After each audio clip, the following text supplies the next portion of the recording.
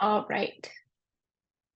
Welcome, folks. We're going to go ahead and get started as people trickle in and at least begin with the introduction. I want to welcome everyone to an Alliance community conversation. My name is Corinne Kannenberg, and I'm the Communications Director at the Alliance for Higher Education in Prison. And as I mentioned, this is an Alliance community conversation. We hold these events a couple of times a year, several times a year, as an opportunity to gather together and discuss some of the most important and pressing issues related to the field of higher education in prison. And this conversation is really focused on probably one of the most requested topics and topics that people have some of the most questions about, and that is technology in the field, particularly in our post-COVID space and in a field of education that is increasingly technology driven. This topic is of real importance. So I'm really excited to have everyone here today. And before diving into introductions for our panel, I want to quickly just plug the Alliance's Resource Community Forum, RCHEP, which is a place where you can find resources, among other things, related to technology that's going to be discussed today. And you can even sort these resources based on topics like technology. So if you have additional questions about technology in the space, or you have resources that you'd like to share with the field, please do check out RCHEP. I believe Martine dropped that link in the chat. I also do want to mention that today's event is going to be quite interactive. There's going to be a lot of discussion after a brief presentation by the panelists. So please do feel free during the discussion to unmute yourself, go on camera if you're not already. And throughout the next hour, please also feel free to submit questions to the Q&A feature, as well as discuss in the chat. So without further ado, let's turn things over to our panelists. Laura, would you like to begin with some introductions? Yes, hi. Thank you so much for having us. My name is Laura Rasmussen Foster. I work for RTI International, which is a nonprofit research organization that conducts research kind of across disciplines. But I focus specifically in education, looking at the alignment of education and workforce systems. And over the last several years, I've been doing a lot of work to align education programming that's offered in prisons and jails with that in the community, so that there is a seamless pathway for students as they transition to education in the community. And for the last couple of years, I've been working with the U.S. Department of Education to really understand what the ecosystem of technology really looks like in education programs in prisons and jails. So it's great to be with you all. Thank you. And maybe Jordan, you could go next. Yeah, Jordan Hudson, also with RTI International, so I don't need to go through the details. Thank you, Laura, for describing what we do. I'm also in the education division at RTI. A lot of my work focuses on education technology. Recently, like Laura, a lot of my work has been focused on education technology in corrections, from access to describing the ecosystem to access, and then how is that technology being integrated and used in curriculum for students. And I'm excited to have this conversation today. And I'll introduce myself as well and save you the third prompt, Corinne. Hi, everyone. I'm S. Pokernowski. I'm a senior analyst at Ithaka S+R, S+R if you're spelling it out. And we are a different nonprofit organization. And I work in the Justice Initiatives team. So we are a team specifically dedicated to researching and understanding higher education access and equity for folks who are system impacted or incarcerated or formerly incarcerated. I've been working in that capacity for about 2.25 years. And a lot of my work has centered on exploring how technology is changing access and potentially equity and how that intersects with broader educational trends in higher ed. So really excited to be here and to collaborate with all these great folks.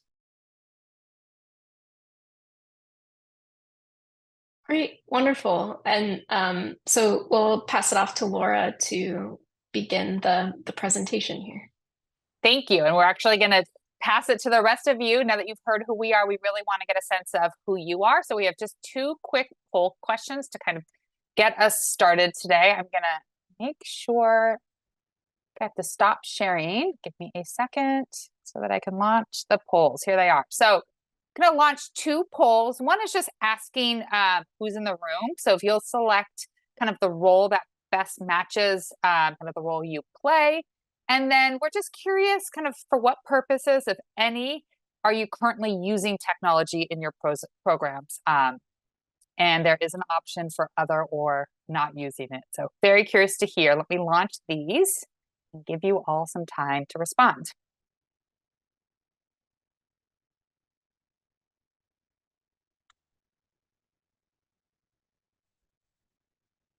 All right, I'm not seeing, okay, now I'm seeing a response. Good. I was afraid I hadn't done it correctly.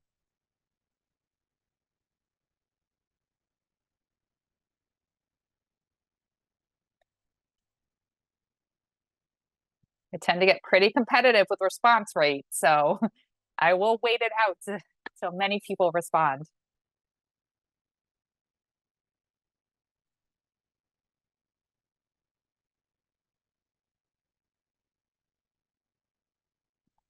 Oh, that's great. We never doing especially well on number 2.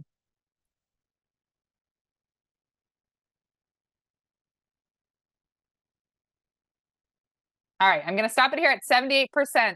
Oh, 84%. Thank you. So it just keeps going. All right, I don't want to cut anyone off, but I will give you 30 seconds to finalize. But I'm very impressed. 87% participation rate.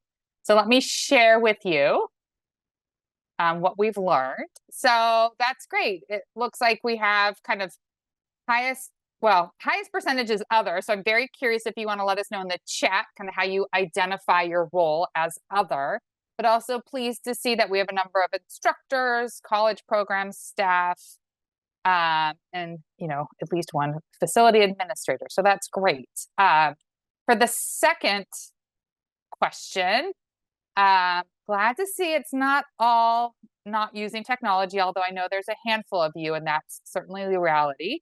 But a good mix of uses. So some of you are offering virtual and hybrid instruction, classroom assignments as a means of communication. That's wonderful. We'll talk more about some of these uses and would love to hear from you all, kind of especially if you selected other, what are some of the other uses? So to be continued. Let me get the slides back up.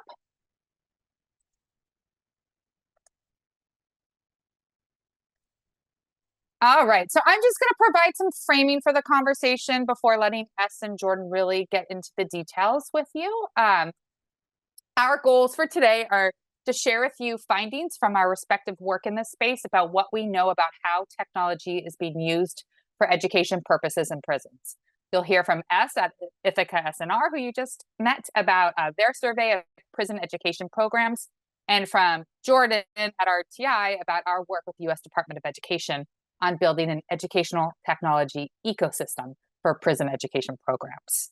We'll try to provide practical advice and considerations along the way, but do know that we see this as kind of a way to start the conversation that can certainly be continued later as we learn more about your questions and your interests related to this topic.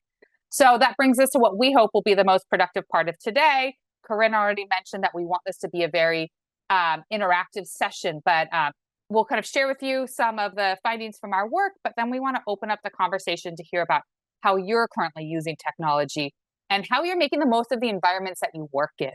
Even those who said you don't currently use technology, we want to kind of encourage you to think about kind of how can you take, you know, one step closer to using technology, and how can we support you that through our conversation today. So both how you're using technology currently and ideally how you'd like to use it in the future.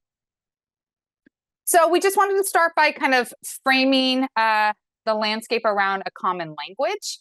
RTI and Ithaka have partnered in this work for the past couple of years. We recognize certainly that there's a need for more research in this space, and we want to make sure that the research that is happening is coordinated, at least across our organizations. So to help align our work, we put forward some common language as we talk about technology access and use. As you'll see here, we want to emphasize quality access and quality use, so that it's not just about making technology available for students, but providing the necessary support and instruction so that technology is used to help students build the skills they need for success in their education program and success after release. And so we'll be talking about elements of quality access and quality use throughout this webinar. And ultimately, as the National Digital Inclusion Alliance describes, digital equity and digital inclusion are key drivers for technology use in prison education programs. Really, we see an equity imperative to prepare students to be able to skillfully use the technology they will need to navigate daily life after release. So with that, I'm going to turn it over to S to walk us through some survey findings. Thanks, Laura. Hi, everyone. So these results are almost exactly a year old now. So one of the key findings you'll notice on the next slide will be that this is changing rapidly. So please note that it's a year old. But what I'm going to try to do is describe what we know about how technology is being used at as large a picture nationally as we have. And I want to acknowledge that this is changing quickly, and new data will probably be available soon because I know many other researchers are working on this right now. I'm going to talk a little bit about information from our 2023 study, and it was funded by Ascendium, and it was really a national survey of higher education and prison programs that was really looking at how they structured and use technology on the inside, specifically for educational purposes. We were hoping to provide the field with a comparative look at what was out there, how it was being used, and to provide something of a benchmark. The survey covered 4 major areas: devices, learning management systems, network access, and future plans. And it was supplemented by a series of follow-up interviews to capture greater texture and nuance. If you could hit slide for me, Laura. And so I want to focus very briefly on a few key findings, and then I'll walk you through a tiny bit more information to start to think about how the way we have access to technology might impact and the sort of logistical situation that we are in when we use it can really impact the quality of the access and the quality of the use. I know that sounded like me saying the same words multiple times, and it was, but it'll make sense, I promise. So I've just pulled a few key findings from the report for you here. The majority of instruction is still occurring entirely in person. I think there are a number of reasons for this that we could get into in the discussion if you want. 24% of respondents to the survey said that their students don't have access to any technological devices for educational purposes at all. 66% of respondents said that their students have zero internet access. So those two things I think are going to be really important as we start to think about solutions and discussions in the field, right? What devices you might be able to use and whether or not you have internet access or limited network access or something else altogether. And just to highlight that rapid change, 67% of respondents believe that they will expand their technology access within the next 2 years. And that was a year ago, so some of them hopefully have already done it. Next. So this is just a really quick pullout of those people who said their students had access to technological devices. We broke it down into 3 categories: tablets, laptops, which stood in for laptops, Chromebooks or notebooks, and desktop computers. And the reason we did that was because each of those have different benefits and drawbacks and considerations. We'll talk about those a little bit later, but for educational purposes, tablet use was actually quite limited. A lot of people made it clear that they were only used for entertainment. Laptops, 31% of those who had technology students were able to use laptops, and desktop computers came in the highest at 52%. And each of those have different logistical considerations about quality of use, right? So a laptop sounds like it'd be great because you could take it anywhere on a loan, but if it's only available in a library or lab space and it's locked and on short loan, you might have access to the tool, but the quality of use will be limited. And I think that's a really good example of what we mean when we're saying quality of access and quality of use. Next. When we tried to get at quality of access and quality of use, and this was before we were really using those terms in this survey, we asked those people who responded that their students had access to a given type of technology, do they have sufficient access to it to complete their coursework? So not just can they use it, but can they use it enough to actually get the job done, to actually do their schoolwork? And the responses here are less encouraging. So if we focus on the yeses, 29% of those who had access to tablets for educational use said their students could use it enough to complete coursework.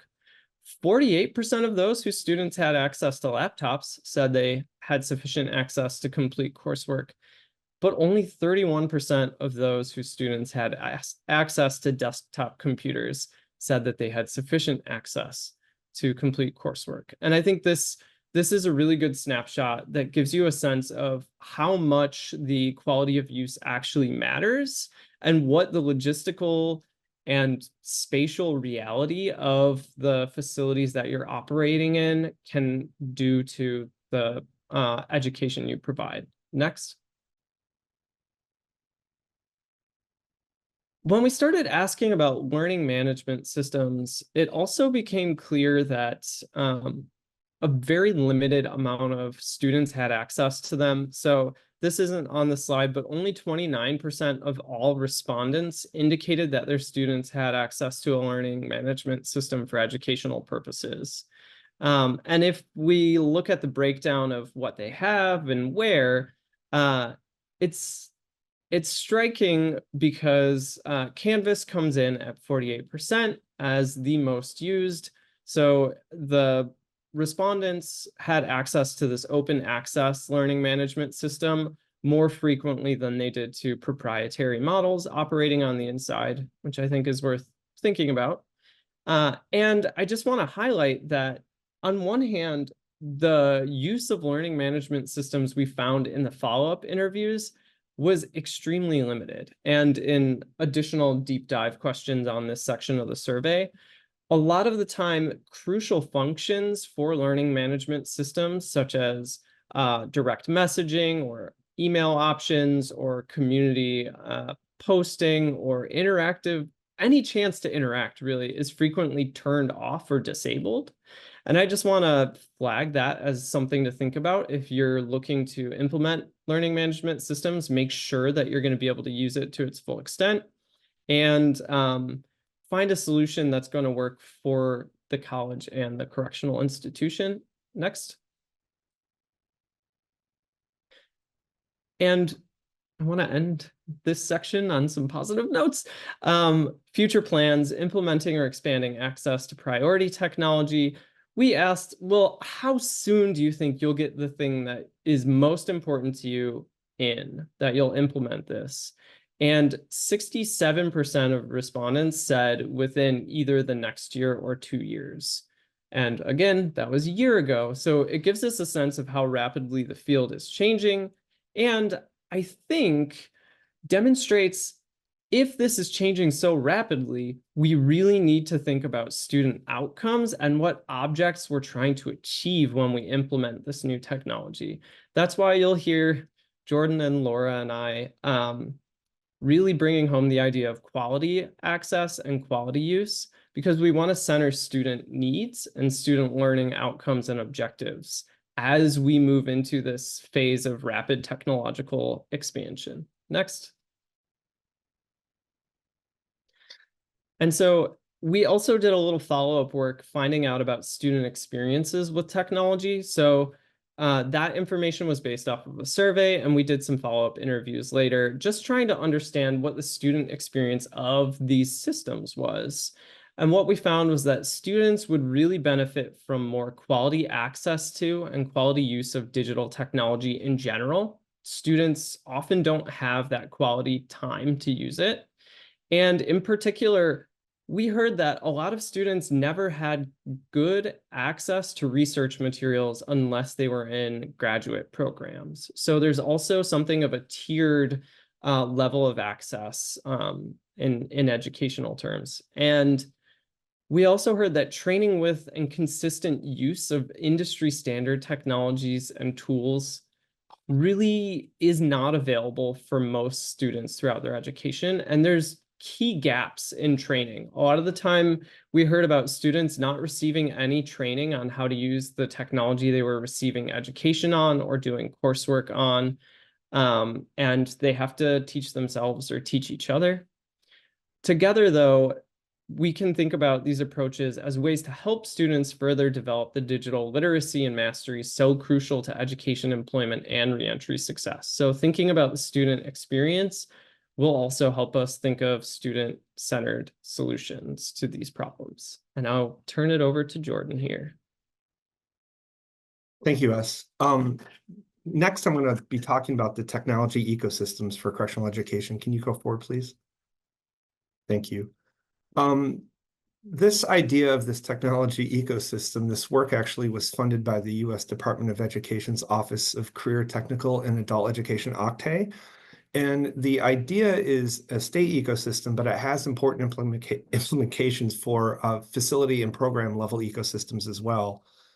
We have to start with the vision statement of the technology use is driven by a vision, and that it's student-centered, and that the IT infrastructure promotes security and quality, and that it's integrated into the instructional programs using evidence-based strategies. You'll notice on the bottom, we have some considerations. So device maintenance, funding, security, vendor selection, all of those things play a crucial role in the ecosystem that you see above the how, which is the instructional strategies. Again, it's student-centered with all the individuals in the middle. And then the IT infrastructure, the what, it's really the hardware, software, network access. Can you go forward, please? So we want to quickly pause and describe the what component of the IT infrastructure of the ecosystem, since S has already described the different devices used in corrections. So this includes how the facility provides network access, whether through an isolated local server, a point-to-point secure line, or restricted internet access. We'll be talking about these more briefly at the end as well. I just want to point that out. But this also includes the hardware and software that will be used, including the type of device, the LMS, video conferencing equipment, etc. Some of this work we actually started back in 2015 when we did a policy brief entitled The Education Technology and Corrections 2015 paper. We built on that and we developed the ecosystem that I just showed. Can you go to the next slide, please? So as you saw along the bottom that I was talking about in the ecosystem infographic, there are additional considerations that can support the use of education technology and programs offered in prisons and jails. So we've pulled some that are out of focus we pulled some of these and put them here at the program and facility levels rather than the state level. A lot of this ecosystem is at the state level, but again, it has implications for the program and facility levels. The first is aligning the technology tools that we use with student learning goals. So you need to align the technology, again, with the student learning goals. Without doing that, it's almost moot. You don't want to use technology just for technology's sake, and nor is there likely to be a one-size-fits-all option. You need to involve instructors in the decision and considerations that the type of technology that you'll be using in the facility versus what you need to get from a vendor. And I know those two things kind of play against each other, but those are considerations that you need to think about. Lastly, when it comes to security, it's important that education staff and IT staff discuss technology options. You may also want to develop or consult an SOP that describes how security issues will be handled by program or facility, especially if there's a breach, and those things will happen. It's how you deal with that and what are the SOPs in place to deal with that. Can you go to the next slide, please? So there's also an element of training that's needed, both for instructors and students to make sure they can effectively use the technology. Like I said a moment ago, certain students weren't even given instructions or training on how to use the technology. There's a big gap with digital literacy, both from the instructor standpoint and from the student standpoint.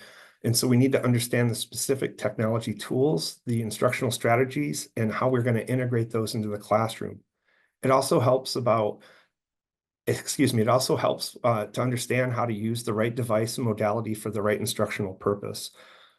Lastly, students, there's a real equity imperative to help them build the digital skills they need to navigate life after release. I think this goes to the bigger point of digital equity and making sure students understand how to use technology so when they are released, they have the tools and resources in place to use them. And this can be done by using technology that's used by programs in the community and/or workforce and other services, giving them access to technology outside of the classroom and collecting their feedback and their experience to support their needs for using the technology. Next, I'm going to pass it over to S, and I think you're going to describe some of these technology considerations. Yes, I will. So we're just going to keep zooming in. Jordan has outlined for you a little bit about how the ecosystem works on the correctional side. And we just want to spend a super quick moment thinking about once we get down to those devices and we're implementing them and we're going to start using them, what do we need to consider? And I want to acknowledge that this is probably hard to read. Don't try to read the whole thing. The slides are going to come out later. That's fine. This is also an advanced look at something that should be in one of our forthcoming publications. What I really want to highlight for you is on the next slide. And I'm just pulling out some information from the bottom of that last thing and summarizing it slightly differently here. And I want to emphasize that it might seem like the best thing you can do is just run out and get everyone laptops. Yes, yay, woo. But if you're not thinking about the material conditions and the staff that you have to work with and the resources available to you and the perspectives of the other organizations and agencies and departments you're partnering with to provide that education, you might not deploy those laptops in the best way possible. So what we wanted to do is just give you a sense of like when a particular type of technological device might be the right one for you. So for example, tablets could be really good for supplementing education with access to digital libraries or databases. They're a great first step in piloting technology, but the screen size, the software, operating systems, and peripheral limitations make many tablets less conducive to educational best practices or the development of digital literacy. And I just want to highlight a lot of the vendors of tablets also have limited experience with accessibility and ADA and ensuring that their devices meet ADA standards, which will be a problem for correctional entities as the regulations around Section 504 and how it's enforced are going to change in the next 2 years. So just want to flag that.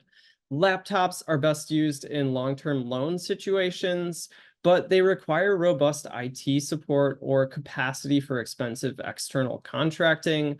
They can be deployed on short-term loans in lab settings, but that may limit quality of access and use depending on staff available and other resources, space. And then finally, desktop computers are really good for cost-effective transitions where space and security staffing are not major concerns, but they're best used in environments that don't have competition for use. So thinking about the actual practical situation you're in and what you can do with a given piece of technology is really important. And I will close my part of this presentation here and pass it back to open up the discussion. Thanks.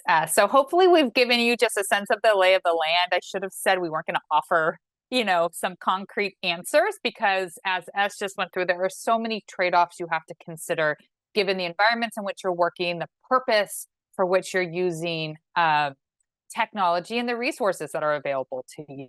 So Certainly we could go into a lot more detail about some of these trade-offs, but we really want to hear from you all. So Corinne, I know you wanted to kind of kick off the discussion. We have some questions here. I will turn it to you.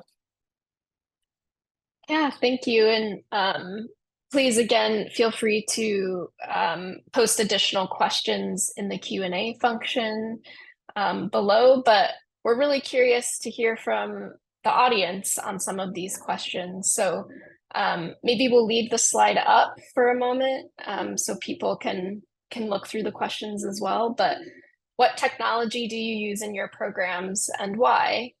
What training have you received on using technology? What training do you need?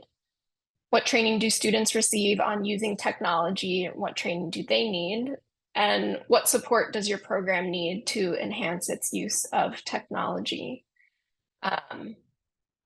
And I also see that there's a discussion point in the chat as well. Maybe we can turn to that in a moment, but curious if anyone from the audience would like to respond either in the chat or again, you can unmute yourself and answer for the panel.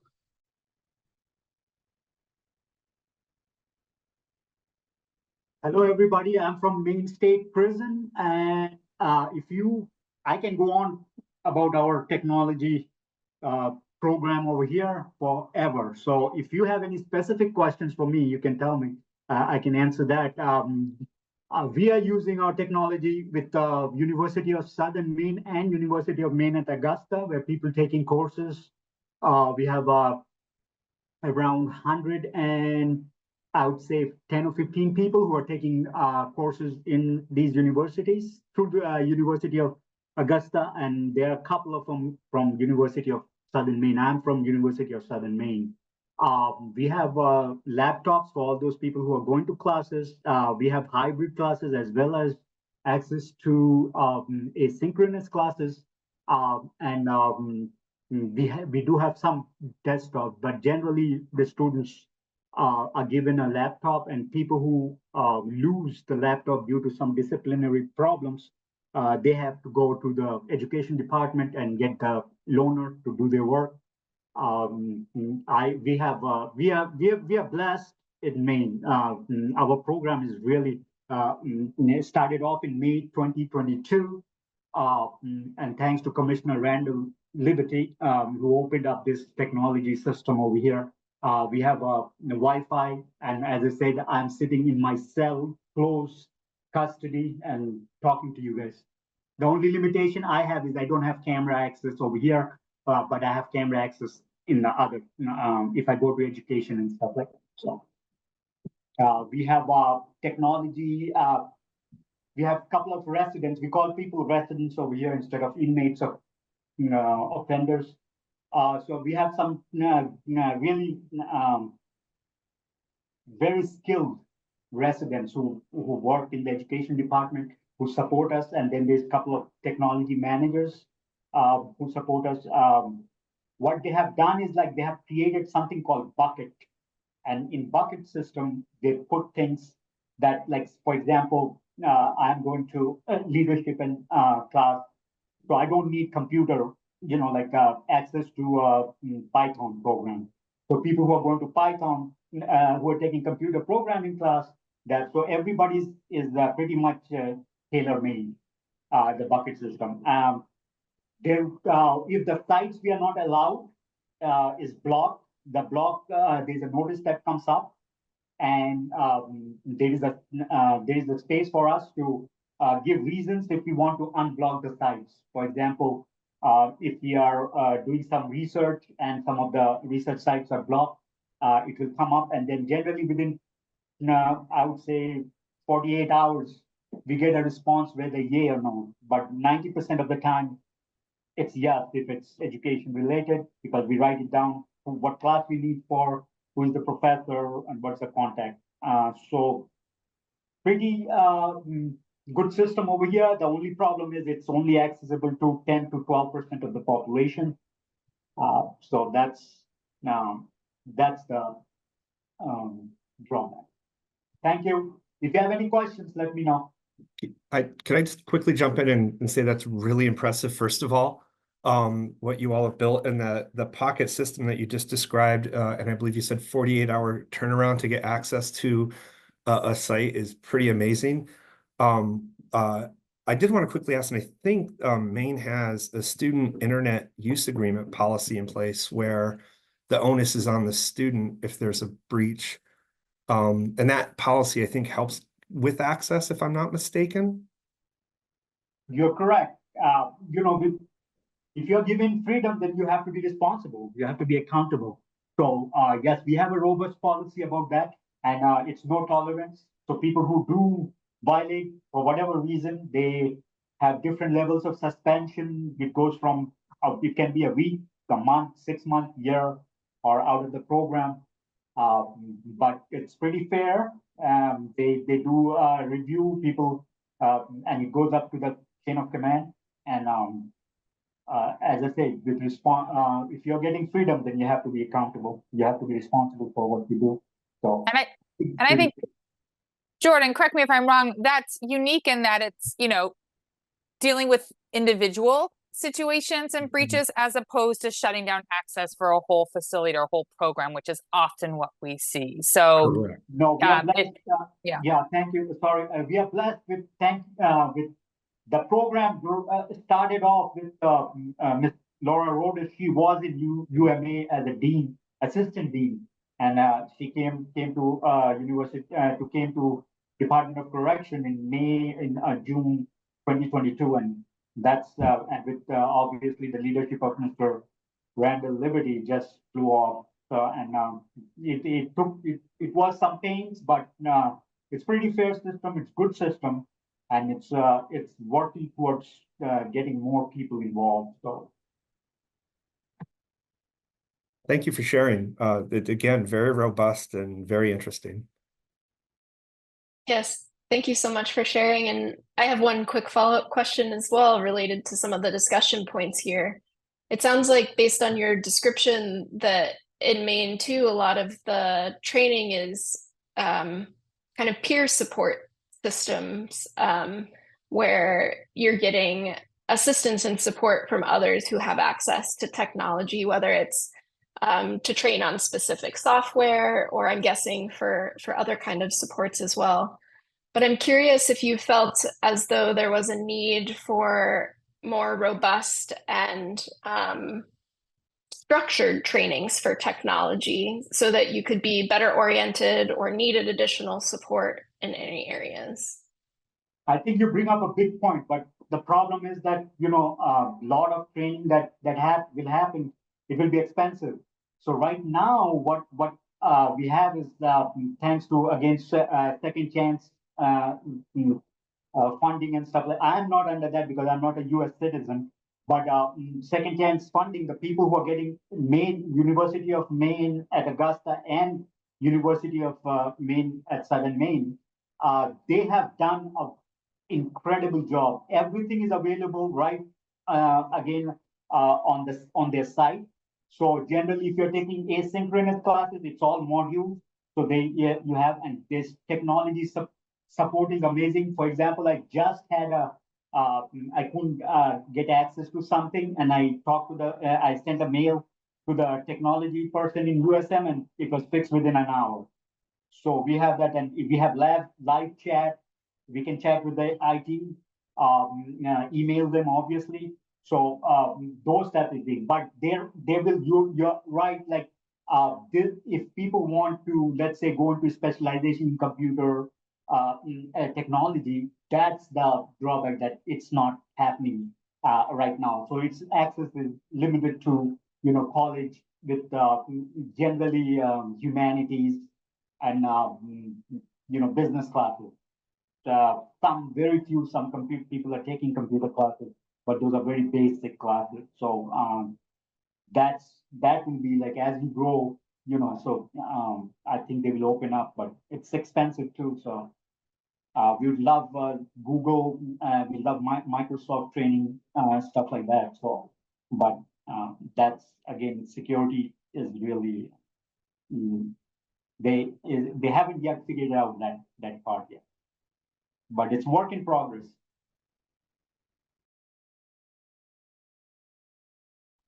Well, again, thank you so much for sharing and some really important insight. Thank you.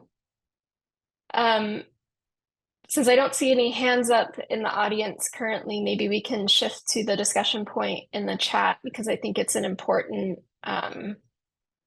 thing to discuss with the panelists. So someone wrote, direct communication with instructors is a vital function for students in PEP courses, especially virtual or hybrid. So make sure that this is not turned off on the learning management system. I know that Canvas can limit who students can communicate with, not with other students, but yes, with instructors, as can other learning management systems.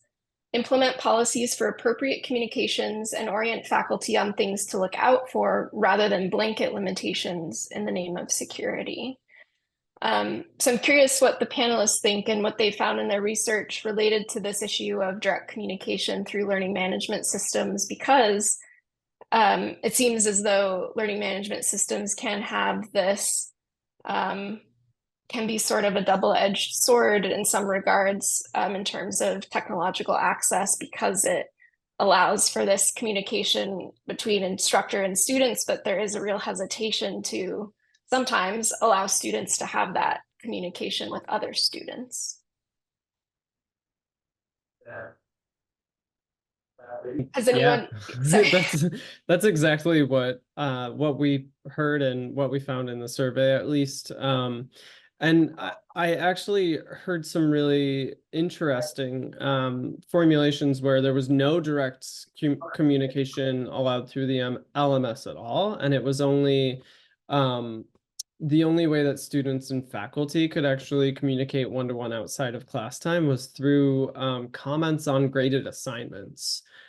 So I think there are a number of permutations of how it's used in terms of who can message whom, when, through what. But I do think asking the question, what does a student need to have an equitable experience in terms of communication and messaging should be a starting point, and how can we fit that into the security paradigms that we have to work with? Yeah, I agree. And I would say, I'm afraid I only have examples of how not to do that well. Things that we've seen in site visits and experiences of students, the messages having to go through multiple layers of review and, approval before they even get to the instructor, and vice versa before it's sent back to the student. So this ideal of having kind of direct communication via an LMS, I think, is a wonderful ideal to work towards. And I think this idea of building the policies around it to support it are really, really important. We've seen examples of virtual learning experiences where multiple classrooms and different facilities are connected to one instructor via video conferencing, but there's, the two-way communication is not turned on. So, a student could be one of 15 in a class and doesn't ever actually get to interact with the student. It's kind of broadcast towards them. So certainly don't, wish I had better examples of seeing this working really well, and would love to hear from those on the call. Do any of you have, policies or, enable use of the LMS in a way that really kind of encourages this meaningful communication between students and instructors? Love to hear about those.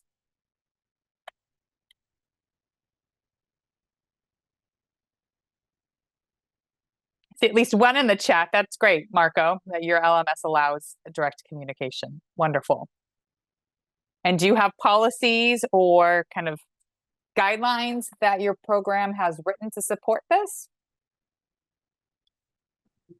Yeah, so this is Marco. So I'm with the Tulane SOPA Operation Restoration Program, and our program is at the Louisiana Correctional Institute for Women. And so we have laptops that each of our students are able to have with them at all times. And then they have access to the LMS, which is Moodle. That's not what we use on the main campus at Tulane. And in fact, this has kind of been one of our biggest challenges, is negotiating with DOC on trying to switch to the Canvas LMS, which we use on the main campus.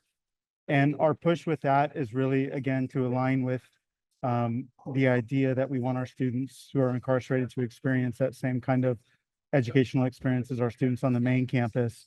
And so when we developed our MOU with DOC, you know, of course, we wrote within that saying that we needed to provide all of our students with the same kinds of resources, working within the parameters, of course, of the carceral setting, that, you know, mimic as much as we can that learning experience on the main campus. And so I think that really helped with us to be able to even have the technology at the prison, to have the LMS, and to be able to have this direct communication, which I also find, you know, it's extremely important. The students can directly communicate with faculty members. I'm the director of the program, and so they can directly message with me. We have it set up so that our TA, we have a teaching assistant who helps with student research. They can directly communicate with that TA who's an undergraduate student on the main campus. Also with the academic advisor, they're able to directly communicate. So all of these different staff members we have, they're all in the LMS within the Moodle, and that's the way that they can communicate. The only thing is that when I send out a message to the students, or when they send a message to me, we're not notified in any way. So we really have to stress to our faculty, and we go all of this when we do our training at the beginning of the semester. We make sure that the faculty know that they really have to go into the LMS daily to see if they've received a message from the students. Oh, sorry. Yeah, go ahead. I was going to ask a quick question, and I'm seeing some in the chat, and I just want to know for my self as well. Do you all have a data use agreement or an MOA in place that helps define the type of communication? And I know it sounds like you still have a sticky widget with using two different LMSs, but I'm just curious if you had some type of mechanism in place. I don't think we do have that in place. I mean, I think that the only thing we have written in our MOU is, again, just talking about how we're providing these students are Tulane University students.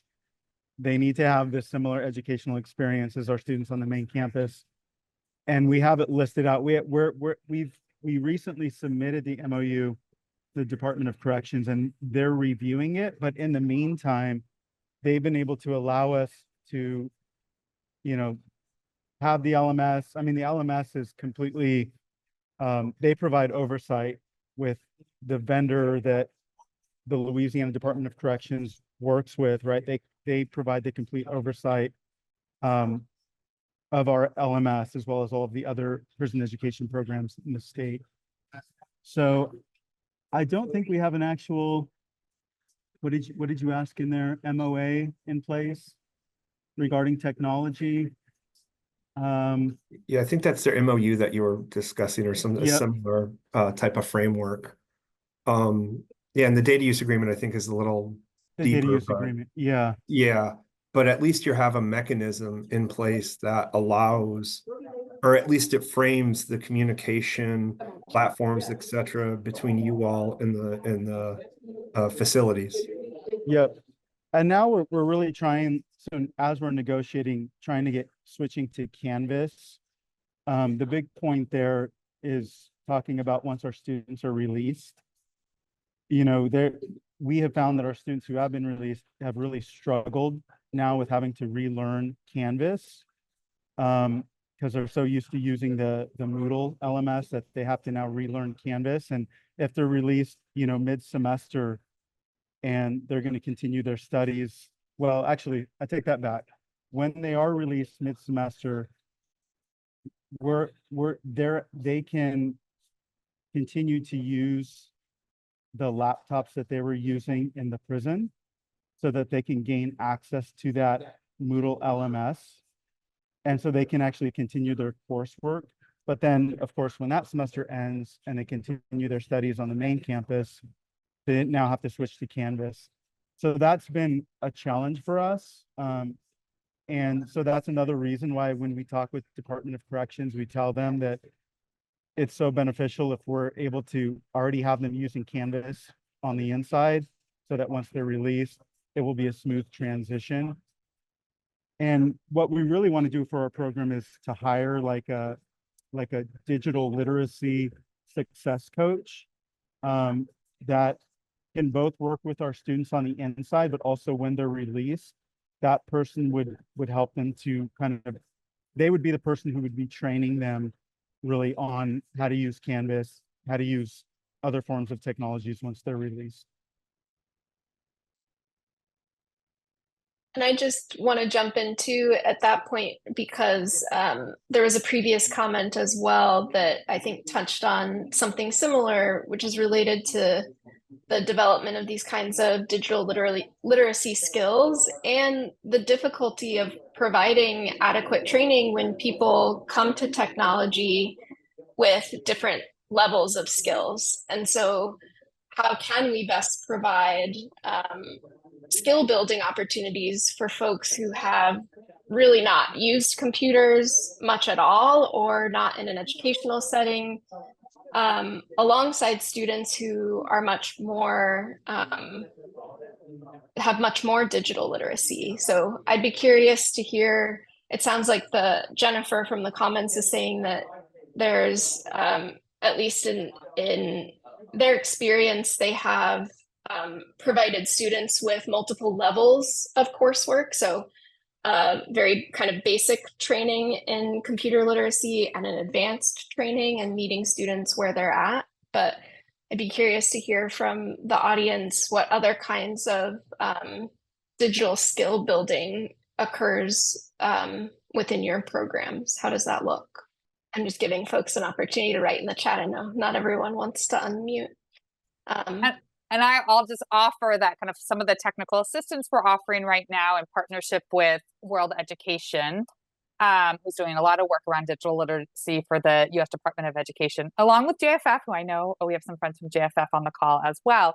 And so part of what we're doing right now is working with state teams on kind of that how component of the ecosystem. So really, how do you both help instructors build their digital literacy skills? So for a lot of instructors who have been teaching in prison education programs, they've been doing it by pen and paper for years because those were the only tools available to them. So you want to make sure that instructors also feel comfortable using the technology tools. And then how do you prepare students no matter what level of access and technology you have in your programs? And so how can you do that within your context? How do you help them build the digital literacy skills? So again, I can't offer any answers right now, but we are certainly learning from the experiences of states who are participating in the TA and hoping to build out some resources and materials that will help inform the field. But in the meantime, I would check out resources from the DRAW initiative, developing digital resilience and literacy for the American workforce, something like that. I'll find it put in the chat, but there are a number of resources on building digital literacy skills in adult education programs in the community, and you could certainly look through them and see how they might apply to your context as well. Folks have beat me to it in the chat, so thank you to our friends from JFF. Definitely. And I just want to be mindful of time here. We're getting near to the close. Are there any closing remarks from the panel here before we close out?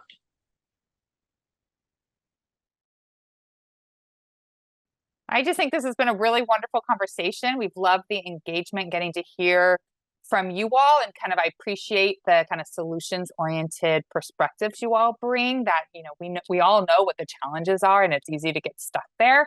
But the fact that we can have this conversation across all these different contexts, programs talking about kind of real solutions is great. And we'd love to continue the conversation somehow. And we'll be in touch with the Alliance and each other about ways to extend this conversation and continue learning together.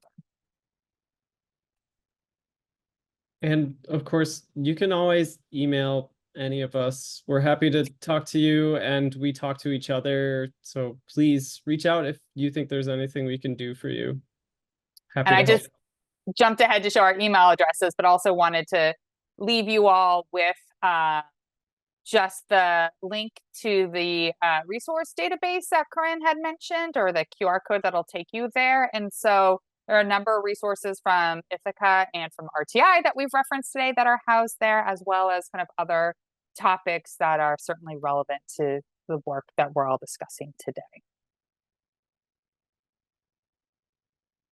Wonderful. Well, thank you so much, everyone. We were really thrilled to have all of you on a panel to speak about technology today. And as Laura said, I'm really excited for this to be the start of an ongoing conversation. So stay tuned to possible things in the future as well, resources and other conversations related to technology. I saw a question in the chat about the recording. So we will have this conversation on our YouTube page. It usually takes us a week or so to get that edited and loaded, but you will see it on our socials in the coming weeks for sure. And I also just wanted to say that you can find additional events that are hosted by the Alliance, as well as events from the community on our events page on our website. And Martine will drop that link here in the chat shortly. And I wanted to briefly also plug 2 conferences that we have at the Alliance coming in the near future. The inaugural Incarcerated Scholars Conference will take place virtually at the end of October. And our big NCHEP conference will be in New Orleans in April of 2025. So please keep an eye out for ongoing communications about both of those events. Thank you everyone for attending. We really appreciate it. And thanks again to our panelists as well.